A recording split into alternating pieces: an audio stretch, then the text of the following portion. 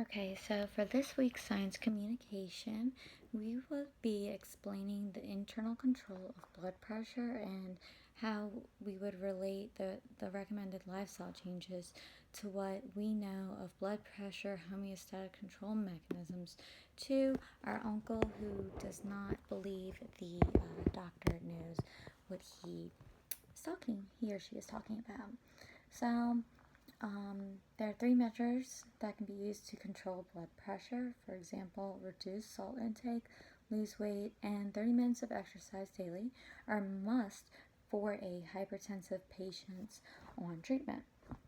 So the reasoning for this restrict salt intake, as higher intake of salt results in higher amount of salt in the bloodstream, thus increasing the load over kidney to prevent water excretion.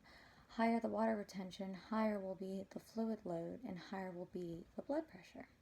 So losing weight, obesity is associated with increased blood flow, vasodilation, cardiac output, and hypertension. Although cardiac index is cardiac output divided by body weight does not increase, cardiac output and glomerular filtration rate do. However, renal sodium retention also increases, leading to hypertension. The factors generally considered responsible for obesity related alterations in the pressure curve, derangement in arterial pressure, and nitroglycerin include enhanced sympathetic tone, activation of the renin angiotensin system, RAS, hyperinsulinemia, structural changes in the kidney, and elaboration of adipokines, which are hormones produced in fat itself, such as leptin.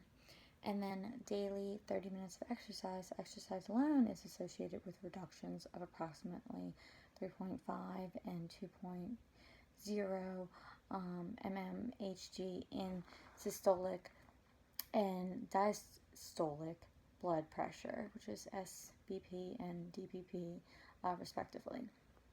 So regular physical activity makes your heart stronger. Stronger heart can pump more blood with less effort.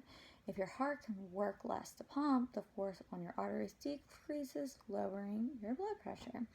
Also, hypertension is the prime risk factor of further development of atherosclerosis, which means a blockade of the coronary artery, either partially or completely blocked. So by exercising briskly, you make your heart capable of forming new small coronary arteries by itself, which further prevents the complications in cases of atherosclerosis, which otherwise may lead to myocardial infarction. So putting it in simple terms, the best thing you can do to control blood pressure would be to restrict your salt intake, lose weight, and exercise. And a combination of all three of those will in turn make your heart stronger,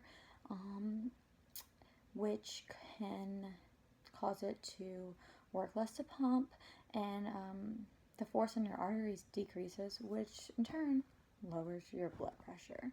So the doctor most of the time usually do know exactly what they're talking about, even though not everyone wants to believe their doctor. They do have the patient's best interest in heart.